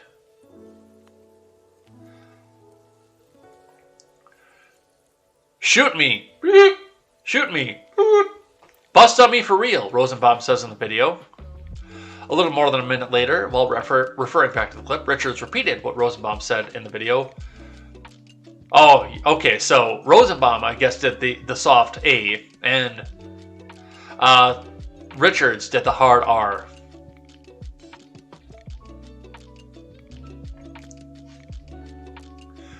Richards spent most of his opening statement to the jury painting Rittenhouse as someone who had close ties to Kenosha and wanted to lend a hand to the community. He said multiple times that Rittenhouse went to Kenosha armed to help defend a local business, and that his client didn't want confrontation or trouble. Richards said Rittenhouse was forced to defend himself when Rosenbaum started chasing him. Diving for his gun, the 2 others' shootings happened as Rittenhouse tried to defend himself against a mob after shooting Rosenbaum, the lawyer said. The prosecution framed Rittenhouse's actions as extreme even amidst the backdrop of violence and chaos that night. Binger told the jury in his opening statement that it was important to keep the context of that night in mind when determining whether Rittenhouse acted reasonably. And this, in and of itself, is important. Now, on its face, And this is part of the reason that they had the long conversation about this in the opening statements. On its face, this would be just somebody out there. And, I mean, we saw in the video when I went out there, there's confrontation out there. They want to taunt you. They want to make sure that you have the right politics off of this. So, and, I mean, we'll see a lot of this, you know, in summer protests that are going to be coming up in 2022 as well. There are already some scheduled protests for that, but you'll see a lot of this where somebody will come down and they will talk and they will make sure that the person has the right politics. They'll make sure that the person has the right state of mind. And on its face, without the other side of it, that who is this? The outlet here? That insider is deliberately trying to avoid right now. On its face, this would be just a taunt here because it's opposing sides coming back and focusing on each other, and you really shouldn't be, you know, shooting off the fact that opposing sides are taunting each other. But let's keep in mind, and I know Rittenhouse didn't know this, but let's also keep in mind the fact that Rosenbaum had just got out of jail, or not out of jail, but out of the mental ward of Frederick Hospital a few hours earlier on a 24-hour suicide hold. 24 hours earlier, he had been taken in by police to Frederick Hospital. And by the way, I know what happens when that happens because, I mean, most of you know I struggled with this for a long time myself in Kenosha. I know what happens when somebody calls this in. He was taken in the back of a police car, unhandcuffed,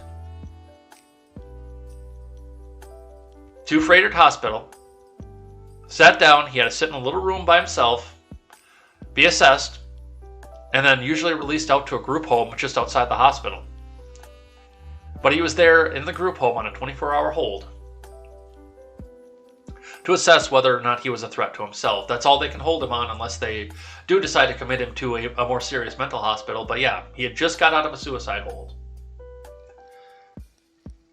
Which tells me that with him coming out here saying, shoot me, he was probably trying to die. He was probably trying to do this. And once again, as somebody who has been in this situation before, when you have come out to the point where you can justify overcoming your own ability, your own natural instinct to self-preservation, you don't know what's going on there. And this guy comes out and chases a guy with a gun.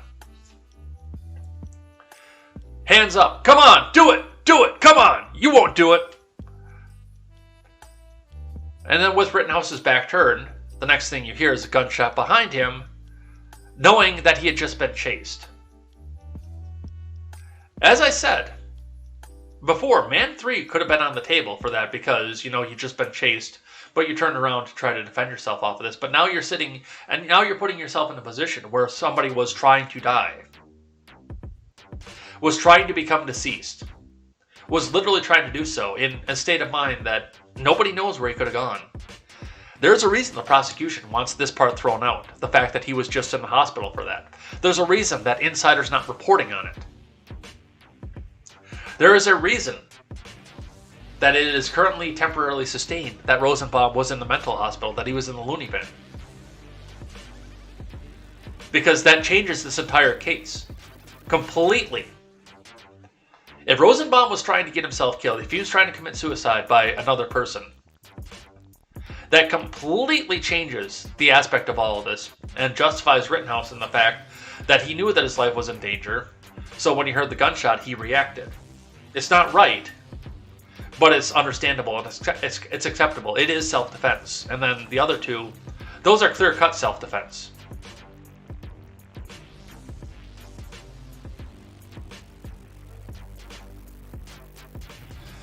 But that's what we see coming out of that.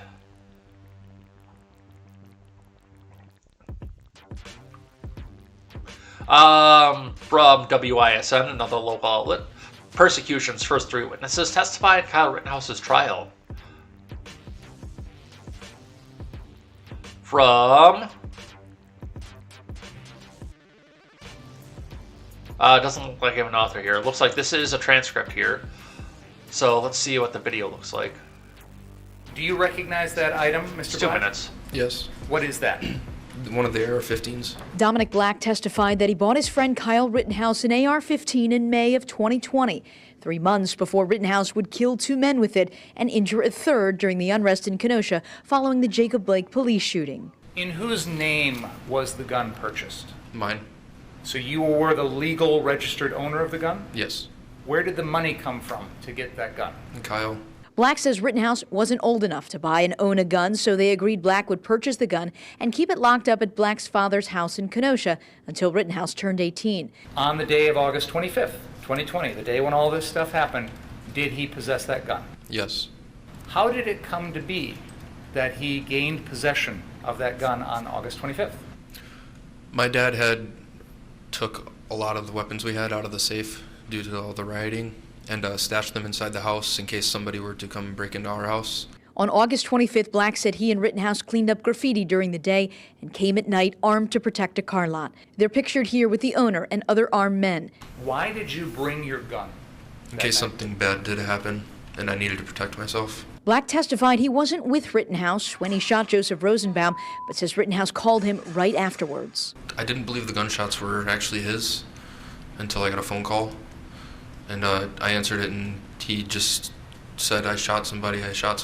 Rittenhouse then headed down Sheridan, eventually shooting and killing Anthony Huber and shooting Gage Grosskreutz. Black then met up with Rittenhouse. Did he ever say to you that anyone was trying to attack him with any sort of weapon? No.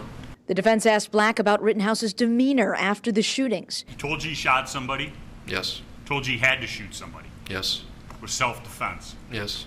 The defense then went after Black, asking if he could have stopped Rittenhouse. You had no objection or voiced no objection to Kyle, your brother, having the gun, correct? It wasn't a thought in my mind. So, Hillary, is Black still facing felonies related to his role in all this? Yeah, Joyce, he was charged with 2 felonies. His case is still pending, and he testified that he has not received any promises or deals in exchange for the testimony he gave here today. But when the defense asked if he thought testifying would help his case, he said yes. Hillary Minster. And that's part of what he's probably doing out here too, is, sitting here, will this help my case? Will this help me get off if I help put this kid in jail? He's turning his back on his friend. I wouldn't have testified. I would have told the prosecution to fuck themselves. If it was me and that was my friend. I'm going to tell you right off the bat, I would have told him to. Yeah, that was local news, by the way. WISN, not in Milwaukee. Reading from this, the prosecution's first 3 witnesses testified Tuesday afternoon in what is likely the biggest trial in Kenosha County's history. Kyle Rittenhouse, now 18, formerly of Antioch, has been charged with 6 felonies and 1 misdemeanor. He has pleaded not guilty to by self-defense in August 2020 shootings of 3 men as protests ensued after the police shooting of St. Jacob, hallowed be his name. 2 of those victims died. Rittenhouse's friend Dominic Black was the state's first witness. He testified he bought the AR-15 Rittenhouse used in the shootings. Let's see. Black described Rittenhouse as like a brother to him after Black dated Rittenhouse's sister. He said the 2 other friends did target practice on Black's family property in Ladysmith. Ladysmith? Really? That's quite the fucking drive to come from Kenosha, and I know, I've made that drive before. Because Ladysmith is not far from where I grew up. I've made that drive. That's like a 5-hour drive just to go shooting. Which I've done, by the way. I guess I shouldn't complain too much because I've done that numerous times myself. It's just a little surprising. Black testified that he and Rittenhouse agreed to keep the gun locked up at his stepfather's home in Kenosha. Let's see. At the direction of prosecutors, detectives donned blue plastic gloves and pulled rifles and rifle parts from long white evidence boxes behind the prosecution table. One detective held it up for Black and jurors a few feet away to give them a better look. Oh yeah, it's a scary black rifle!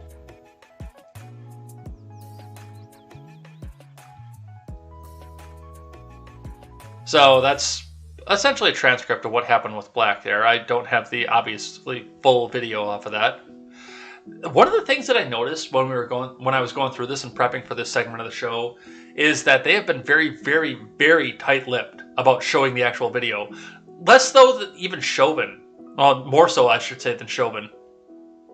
More so than during the Chauvin trial, where, I mean, the mainstream media wants to set a narrative off of this, but, I mean, we saw that one selectively edited video. I looked for videos of the opening statements that were unedited of both the prosecution and the defense, and YouTube doesn't have them.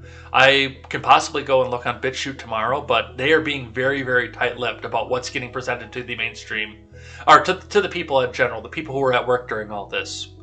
They don't want you to know what's happening here because this is devastating to the narrative. What happened, what we saw in the opening statements, just what I saw in the opening statements, is devastating to the narrative. And they don't want you to know that Rosenbaum was in the loony bin. They don't want you to know that. They absolutely don't want you to know that Rosenbaum went in and did a suicide check. Because that changes the entire course of this case.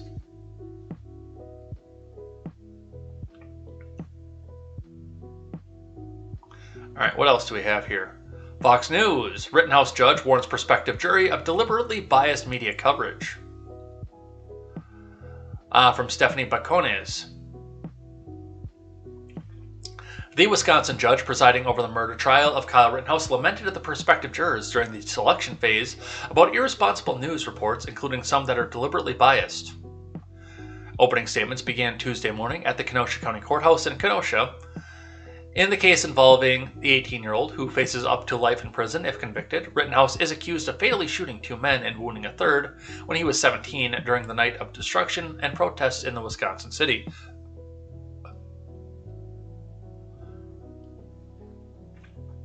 The events of August 25, 2020 prompted a media frenzy for weeks and months and bled even into the political campaigns of the 2020 presidential election. Even Circuit Court Judge Bruce Schrader repeatedly warned potential jurors that their ultimate decision must not be influenced by politics, nor should they be swayed by what has been reported by the media so far in the case. After explaining the First Amendment protects the right to a free press, Schrader said the price paid for having a free press is a lot of irresponsible and sloppy journalism. Schrader noted that these media reporters were written by journalists who were not afforded access to the media evidence that the jurors would have been. He added that his speech was not an attack on the media. I've read a lot of things about this case that were perfectly stated what had happened in this court, and there were things, I think, was I in the courtroom when that happened? He continued, I'm not bashing anybody, but I'm going to talk about what you need to do. You need to be thinking about if you are picked to hear this case and how much reliance you can put on things that may just be sloppy, which is a vast amount of it. The jurist went on, some of that is deliberately biased, that's out there, and sometimes from respectable media outlets. So basically Schrader said that CNN sucks and they're going to try to twist this story.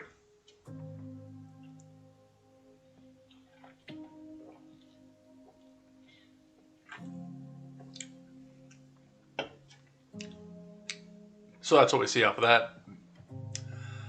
From the Blaze.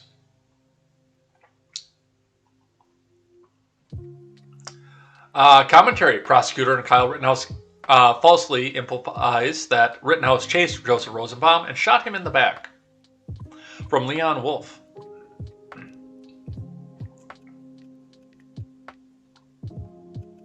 In an opening statement that would be surprising to anyone who watched the tragic fatal shooting of Joseph Rosenbaum by Kyle Rittenhouse, Joseph Binger, the prosecutor in Rittenhouse's trial, strongly implied in his opening statement that Rittenhouse chased down and shot an unarmed Rosenbaum in the back in spite of video footage that clearly showed Rosenbaum chasing after Rittenhouse when the fatal shots were fired.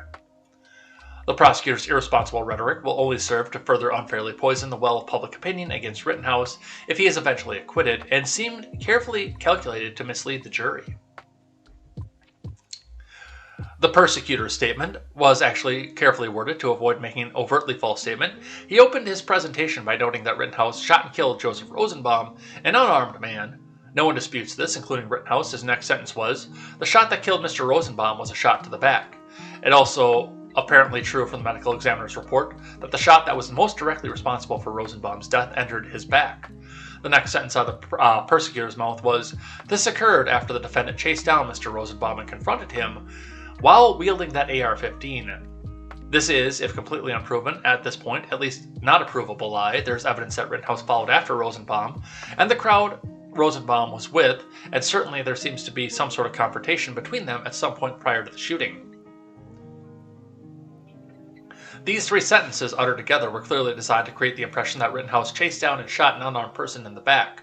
If you don't believe me, look at how the persecutor's statement was reported by Eric Levinson of CNN, whose coverage was widely used and reprinted by numerous outlets. Kenosha County Assistant DA Thomas Binger delivered the persecution's opening statement and said the evidence will show that Rittenhouse chased down Rosenbaum and shot him 4 times, including a fatal shot to the back.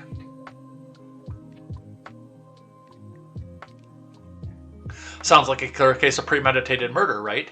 The only problem is that the video evidence shows it clearly isn't true. Consistent with his ethical obligations as a persecutor, the government's lawyer eventually laid out the facts that clearly showed that the implication he was attempting to create was false. And unfortunately, we're running up on the clock here, so I can't go down through this, but yeah, that is one of the things that shows. I mean, we saw the video, and that's been one of the things that's been going around Twitter too, is, oh, well, he chased down an unarmed man and shot him in the back. No, that's not what happened. Everybody knows that's not what happened. I've seen a lot of that. In fact, I looked at this and I said, you know, at any of the confrontations that we've seen the video of, as the shots were fired, the men were facing each other. Now, it does look like a 4th shot in a speed shoot did take Rosenbaum in the back. So we had one hit the arm, the thigh, the pelvis, and then as he was falling to the ground, he took the 4th shot into the back. But we didn't talk about the arm, the thigh, or the pelvis. All we talked about is the one that was in the back.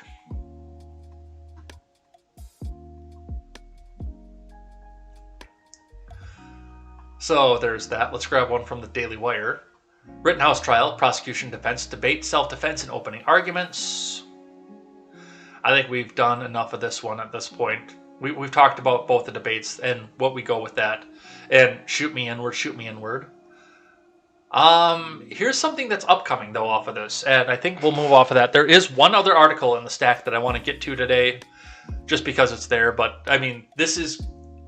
With the Virginia thing, I kind of knew it was going to be hard to get to everything that we had on the stack today. Let's see here. From the Milwaukee Journal-Sentinel. Survivor in Kenosha shootings could testify Wednesday against Kyle Rittenhouse. From Bruce Vielmetti. Day 3 in the Rittenhouse trial will start off Wednesday with the continued testimony of the local social media influencer who was live streaming action on the streets, where Rittenhouse fatally shot 2 people last year. A third man he shot could also take the stand on Wednesday. Rittenhouse plans to present a case of self-defense against the charges of intentional, reckless, and attempted homicide. Corey Washington, a lifelong Kenosha resident, testified Tuesday that he went out among protesters on August 23, 2020, the day after a white Kenosha police officer shot Jacob Blake Jr., a black man. It's the Milwaukee Journal-Sentinel. It's the USA Today. They have to put that in there. 7 times as he ignored police orders and was getting into an SUV. You know, not reaching for a knife. Bystander video quickly went viral, spurring protests. There was a lot happening, he told the jury when he asked by District Attorney Thomas Binger why he went out. I wanted to help create transparency so there's recording of a record of things. He said that he and other influencers, bloggers, and activists who record video at demonstrations supplement traditional news media coverage and make things better for everyone. He was still out 2 nights later when Rittenhouse was among the crowd. Binger played a portion of Washington's video that night of some of the conflict at a gas station on Sheridan Road. The man Rittenhouse would kill a few minutes later, Joseph Rosenbaum, by the way, 36, was acting extremely agitated toward other armed men with rifles, demanding that they shoot him. Washington answered no to Binger's question whether anyone fired a gun or beat anybody up. As far as I recall, there was a lot of discourse happening, heated discourse, conversations had. Washington testified. Binger asked if it led to any violence. There may have been nudging, Washington asked. Binger was also trying to support his opening statement that, of the hundreds of other people out in the chaos that night, only Rittenhouse shot anybody. The first and longest witness Wednesday was Dominic Black, Rittenhouse's friend, who bought him his AR-15 style rifle and went with him to downtown Kenosha that night to protect a business where another friend used to work. So they're not telling us much about what the Grosskreutz testimony is going to be. Dude, I don't know if that guy can stand up under cross. And I'm actually quite interested to see the full testimony of Grosskreutz and the cross-examination, because that dude had a gun as well. I mean, the video showed that. So that's going to be an interesting one to watch here. There is one more I want to get to before we head out of here for the day.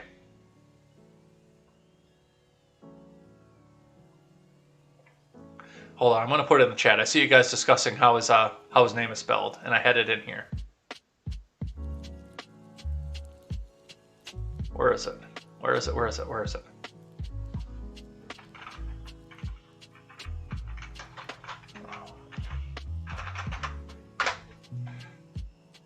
That's how it's spelled. All right. Since we're doing criminal justice stuff, I wanted to do this one NBC article.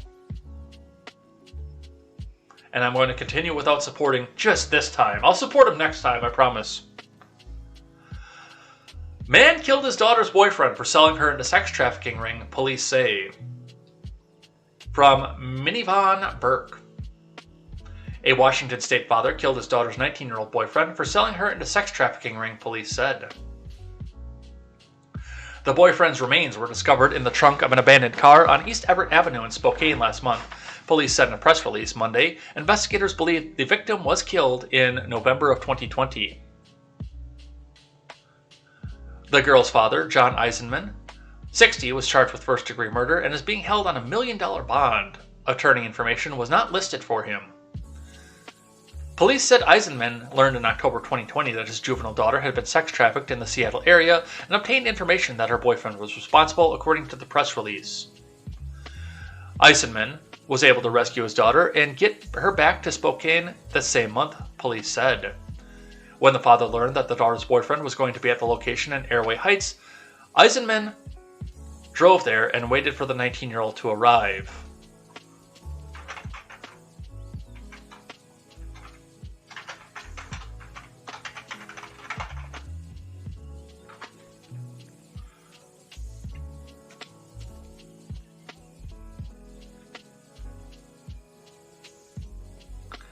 And I'm guessing that once he found out that that the boyfriend was involved in this, I'm guessing it sounded a little bit like this.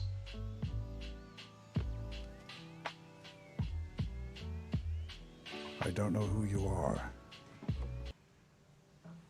I don't know what you want. If you are looking for ransom, I can tell you I don't have money. But what I do have are a very particular set of skills. Skills I've acquired over a very long career. Skills that make me a nightmare for people like you. If you let my daughter go now, that'll be the end of it. I will not look for you. I will not pursue you. But if you don't, I will look for you. I will find you. And I will kill you. I'm guessing the conversation went just about something like that. By the way, big shocker, I've not seen that movie either, but I'm a little bit interested to see that movie. There are a few movies out there that I'm not that interested in seeing just because it's a long time, you know, like Rise of Skywalker. It's a long time, it's a time commitment, and I have 2 shows that I run, plus I'm trying to launch a media company. But I do have interest in seeing that movie, I haven't seen it yet. During that encounter, Eisenman abducted the victim, tying him up and placing him in the trunk of a vehicle. Eisenman subsequently assaulted the victim by hitting him on the head with a cinder block, and then stabbed him repeatedly, causing his death, police said. After the homicide, Eisenman drove the vehicle to a remote area in North Spokane County and abandoned the car with the body still inside.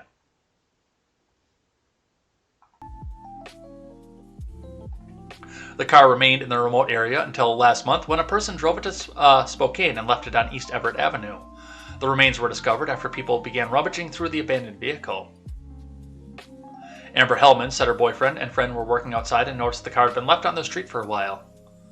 They were just looking around, and for some reason they decided to look in the trunk, and all I hear is, "There's a body," she told NBC affiliate KHQ-TV of Spokane. Authorities say they do not believe the person who moved the car was aware that the body was in the trunk. Yeah, see, I'm guessing that this father here is probably going to walk. Because that's going to be understandable, especially given in the situation. And if he does get some sort of conviction, it's going to be something relatively minor. Something procedural.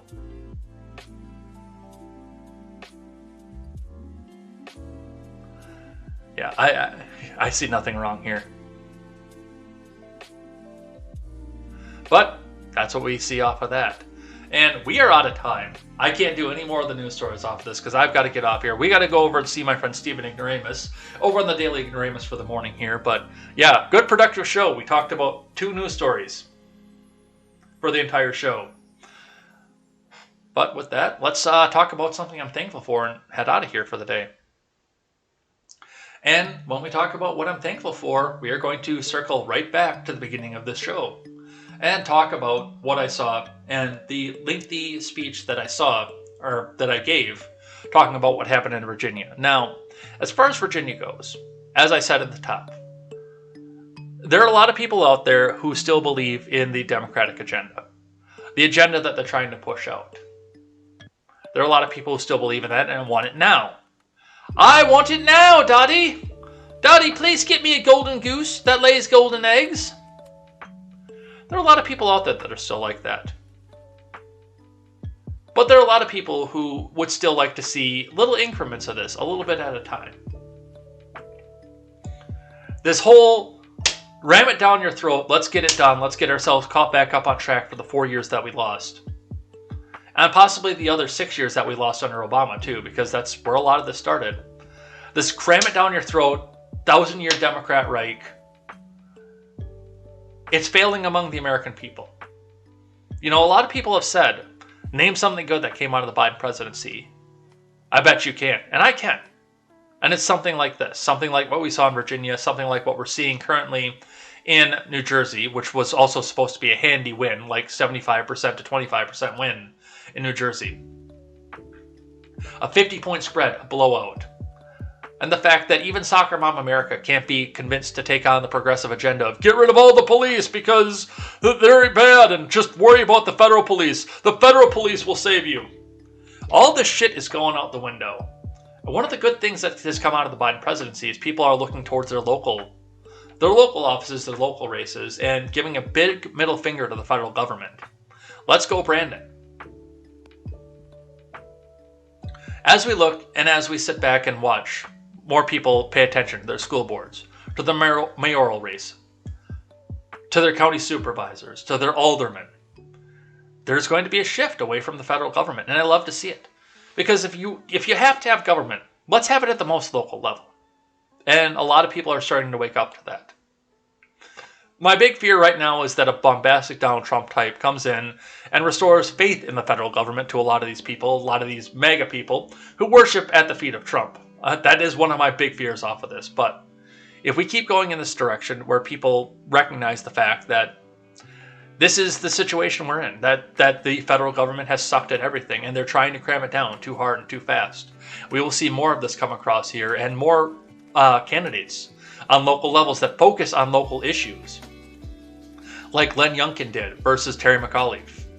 We're going to see a shift away from this, and Washington could become as vestigial as it was in 1791, and I'm here for that. And that's what I'm thankful for today. All right, let's change up the track and let's head out of here for the day.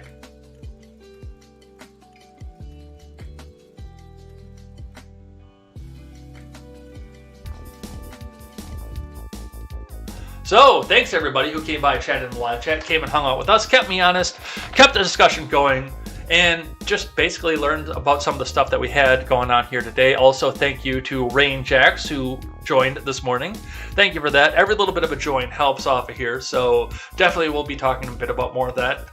Today we'll be watching some of the Cope and Seethe happen on Twitter today, so enjoy that, and enjoy the rest of the Rittenhouse trial.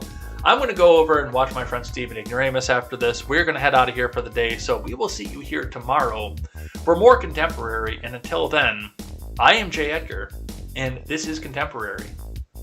Take care.